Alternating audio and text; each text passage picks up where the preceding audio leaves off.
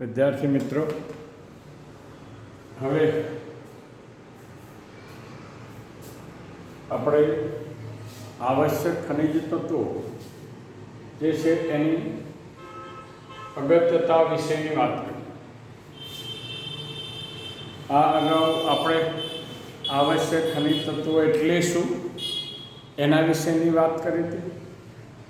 આવશ્યક ખનિજ તત્વોના પ્રકારો છે, એના ઉદાહરણ છે,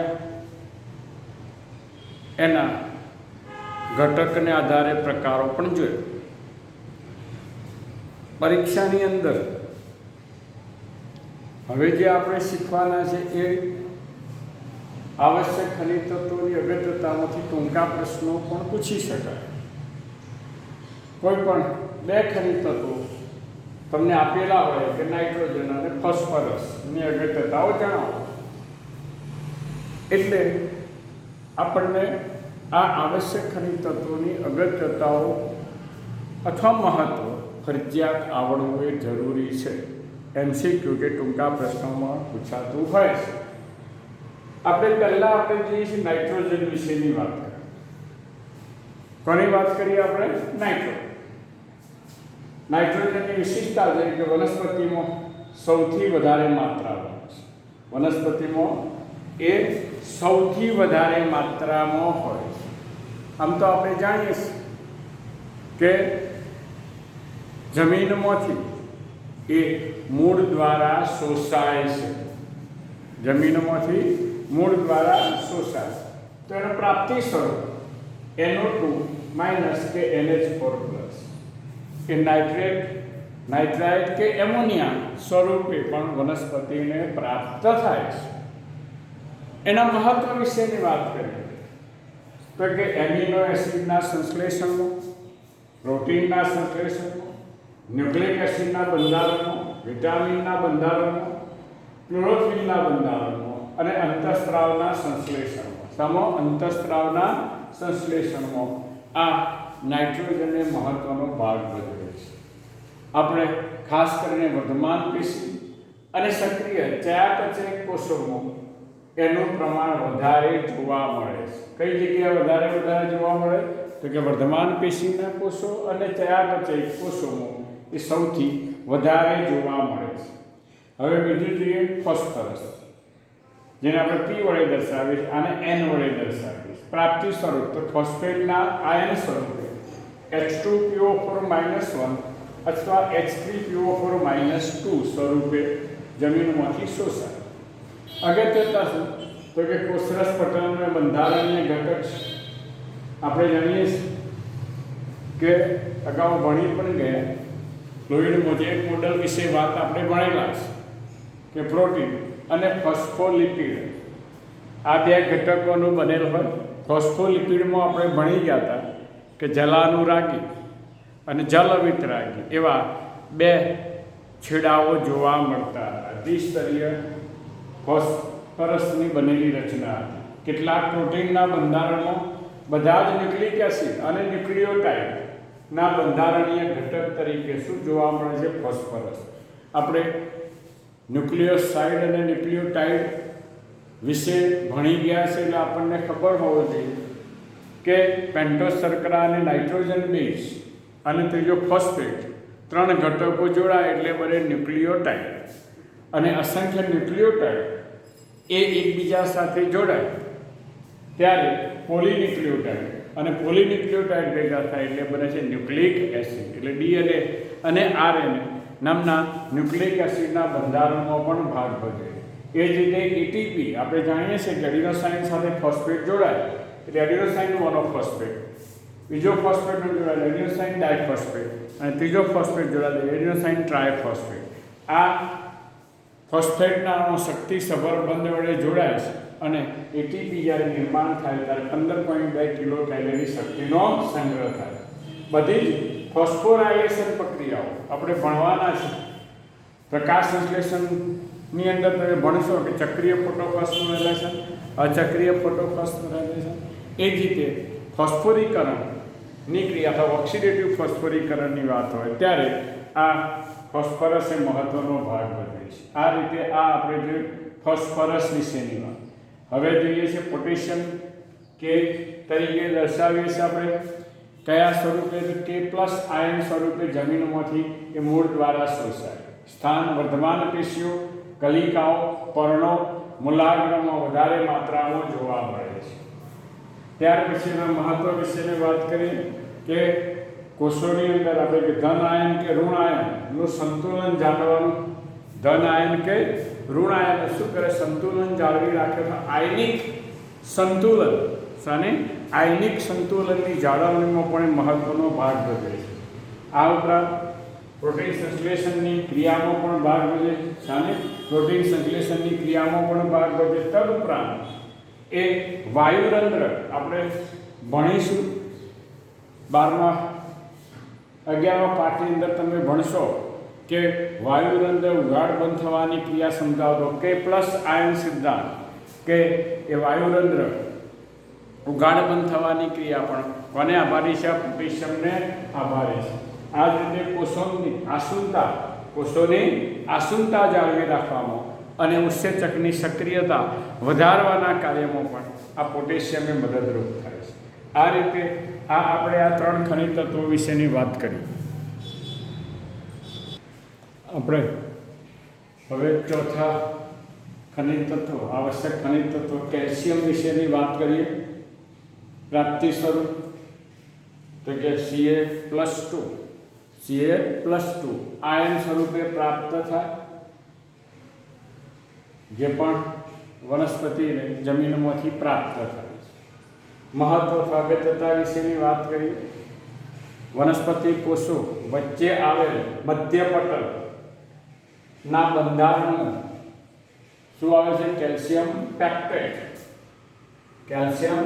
પેક્ટેટ તરીકે પણ આ શું જોવા મળે છે? કેલ્શિયમ જોવા મળે।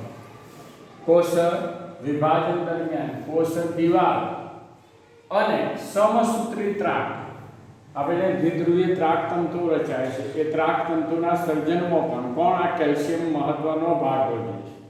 કોષના ચયાપચયના નિયમનમાં ભાગ ભજવે છે। કેટલાક ઉત્સેચકોની શું કરે? સક્રિયતા વધારવાનું કાર્ય કરે છે। આપણે જાણીએ છીએ કે પ્રાણીઓમાં દાંત અને હાડકાના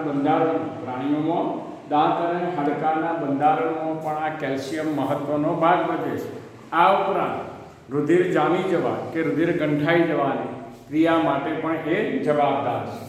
સ્થાન તો કે વર્ધમાન પેશી અને નિવેદન પામતી પેશીઓમાં વધુ પ્રમાણમાં જોવા મળે છે। એટલે આ આપણે જોઈએ ના કેલ્શિયમ વિશેની વાત। સંગ્રહ તો કે તે જૂના પર્ણોમાં સંગ્રહ પામેલ જોવા મળે છે। હવે જોઈએ 5મું આવશ્યક ખનિજ તત્વ મેગ્નેશિયમ।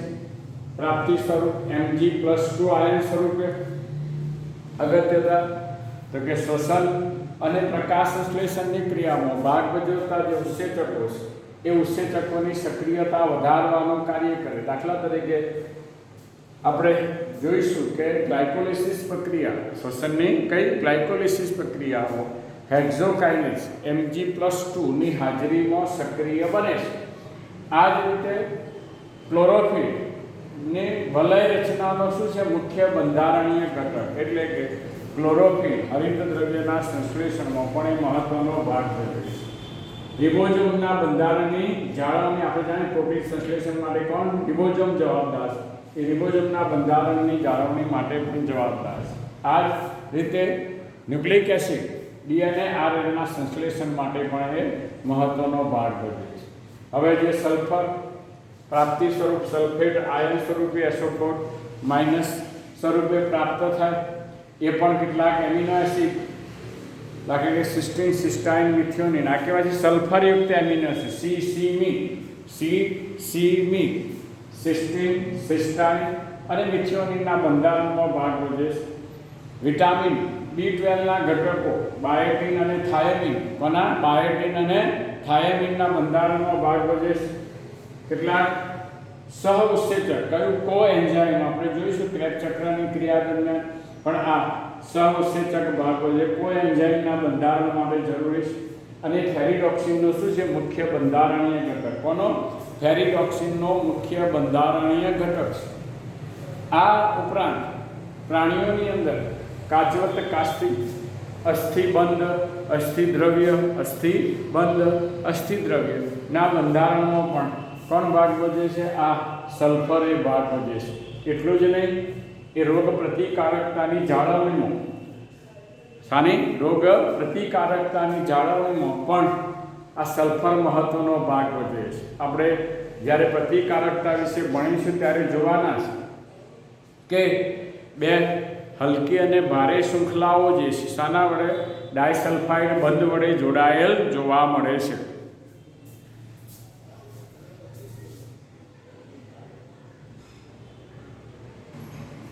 હવે આપણે 7મા ખનિજ તત્વ એટલે કે આયર્ન, લોહ અથવા Fe વિશેની વાત કરીએ. પ્રાપ્તિ સ્વરૂપ કયા સ્વરૂપે? ફેરિક આયર્ન Fe+3 સ્વરૂપે પ્રાપ્ત થાય. અગત્યતા શું? ETS એટલે કે ઇલેક્ટ્રોન ટ્રાન્સફર સિસ્ટમ સાથે સંકળાયેલા સાઇટ્રોક્રોમ અને ફેરિડોક્સિન. કયા? સાઇટ્રોક્રોમ અને ફેરિડોક્સિનના બંધારણમાં ભાગ ભજવે છે. આ શું છે? સાઇટ્રોક્રોમ અને FD એ ઇલેક્ટ્રોન વાહકો. શું છે? ઇલેક્ટ્રોન વાહકો, હાઇડ્રોજન ગ્રાહકો છે, એના બંધારણમાં ભાગ ભજવે. એ જ રીતે ક્લોરોફિલના નિર્માણો, ઇલેક્ટ્રોન પરિવહન દરમિયાન તેનું Fe+2માંથી Fe3ના પ્રતિવર્તી ઓક્સિડેશન થાય છે. કેટાલિઝ ઉત્સેચકો. કયા? કેટાલિઝ ઉત્સેચકોની સક્રિયતા વધારવાનું કાર્ય કરે. આપણા શરીરમાં એ હિમોગ્લોબિનનો મુખ્ય બંધારણીય ઘટક છે. કોનો? હિમોગ્લોબિનનો મુખ્ય બંધારણીય ઘટક છે. એ પોતાની સાથે O2ને જોડી O2નું વહન કરવાનું પણ કાર્ય કરે છે. મેંગેનીઝની વાત કરીએ. પ્રાપ્તિ સ્વરૂપે Mn+2 આયન સ્વરૂપે. અગત્યતા તો પ્રકાશ સંશ્લેષણ દરમિયાન આપણે જ્યારે પ્રકાશ પ્રક્રિયા વિશે ભણીશું ત્યારે ભણવાના છે કે એનો પહેલો તબક્કો છે પાણીનું પ્રકાશ પ્રેરિત વિઘટન.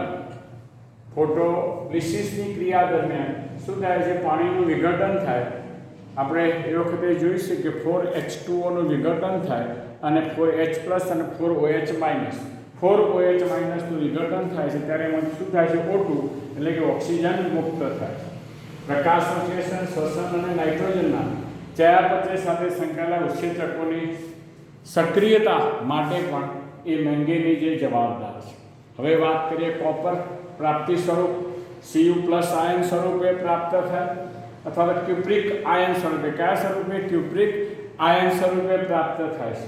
અગત્યતા શ્વસન માટે રેડોક્સ ઉત્સેચકોની સક્રિયતા માટે જવાબદાર છે. એ જ રીતે ટાયરોસિનનું મેલેનિનનું રૂપાંતર કયો? ટાયરોસિનેજની ઉત્સેચકની સક્રિયતા વધારે છે. વનસ્પતિમાં થતી બધી ચયાપચય ક્રિયા ભાગ ભજવે છે. Cu+2માં પ્રતિવર્તી ઓક્સિડેશન પામે છે. બોરોન B તરીકે દર્શાવે. પ્રાપ્તિ સ્વરૂપ BO3 -3 B4O7 -2. અગત્યતા તે Ca+ના શોષણ અને ઉપયોગ માટે પણ કેલ્શિયમના શોષણ અને ઉપયોગ માટે જવાબદાર છે.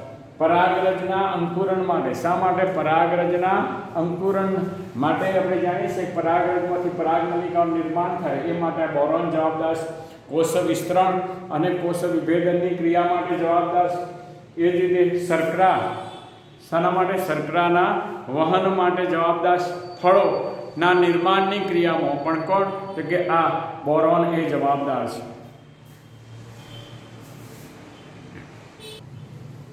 આ જ રીતે આપણે કેટલાક બીજા બે ખનિજ તત્વો વિશેની વાત કરીએ. એમાં એક છે મોલિબ્લેડેનમ. એ મોલિબ્લેડ આયન સ્વરૂપે MOO2+2 સ્વરૂપે નાઇટ્રોજનના ચયાપચય સાથે સંકળાયેલા ઉત્સેચકો એટલે કે નાઇટ્રોજેનેઝ અને નાઇટ્રેટ રિડક્ટેઝના બંધારણીય ઘટક તરીકે હોય છે. ટૂંકમાં નાઇટ્રોજનના ચયાપચયમાં કોણ? આ મોલિબ્લેડેનમ મહત્વનો ભાગ ભજવે છે. હવે જે ક્લોરિન Cl એ ક્લોરાઇડના આયન સ્વરૂપે પ્રાપ્ત થાય છે. કોષોમાં સોડિયમ અને પોટેશિયમ સાથે મળી દ્રાવ્ય પદાર્થની સાંદ્રતા અને આયન સંતુલનની જાળવણી માટે જરૂરી છે. આયનિક સંતુલનની જાળવણીમાં પણ કોણ આ ક્લોરાઇડ મહત્વનો ભાગ ભજવે છે. તે કોષ વિભાજન તથા પ્રકાશ સંશ્લેષણ દરમિયાન H2O વિઘટન માટે જરૂરી છે. આપણે જોઈ ગયા કે Mn+2 એ પ્રકાશ સંશ્લેષણ દરમિયાન પાણીનું વિઘટન કરે છે. આ પણ Cl પણ પાણીના 4 અણુ વિઘટન કરી 4H+ અને 4OH- નિર્માણ કરવાના કાર્યમાં મદદરૂપ થાય છે. તેમજ એ આપણે જાણીએ છીએ કે વાયુરંધ્ર ખોલવા અને બંધ થવાની ક્રિયા માટે પણ જવાબદાર છે. હવે છેલ્લે જે ઝિંક Zn+2 સ્વરૂપે પ્રાપ્ત થાય છે. કાર્બોક્ઝાઇલેજ પ્રકારના ઉત્સેચકોની સક્રિયતા માટે આપણે જોઈ ગયા કે રૂબિસ્કો અને PEP કાર્બોક્ઝાઇલેજ આ કયા પ્રકારના કાર્બોક્ઝાઇલેજ પ્રકારના ઉત્સેચકોની સક્રિયતા માટે જવાબદાર છે. ઓક્સિન ઓક્સિનના સંશ્લેષણ માટે જવાબદાર છે. આપણે જાણીએ છીએ કે કાર્બોક્ઝાઇલેજ પ્રકારના ઉત્સેચક CO2 સ્થાપન સાથે સંકળાયેલ છે. એ જે આપણે જોઈ ગયા RUBP કાર્બોક્ઝાઇલેજ અને ત્યાર પછી PEP કાર્બોક્ઝાઇલેજ આ બંને C3 અને C4 પથ માટે જવાબદાર ઉત્સેચકો છે. એની સક્રિયતા માટે જવાબદાર છે. આ જ રીતે આપણે જો જાણીએ છીએ એ પ્રમાણે કે એ ઓક્સિનના સંશ્લેષણમાં તમને એમ થાય કે ઓક્સિન વળી શું છે, તો કે ઓક્સિન એ વૃદ્ધિ પ્રેરક અંતઃસ્ત્રાવ છે, જેને આપણે IAA તરીકે પણ ઓળખીએ છીએ. કેવો છે? વનસ્પતિ વૃદ્ધિ પ્રેરક અંતઃસ્ત્રાવ. આ ઓક્સિનના સંશ્લેષણમાં પણ એ મહત્વનો ભાગ ભજવે છે. અસ્તુ.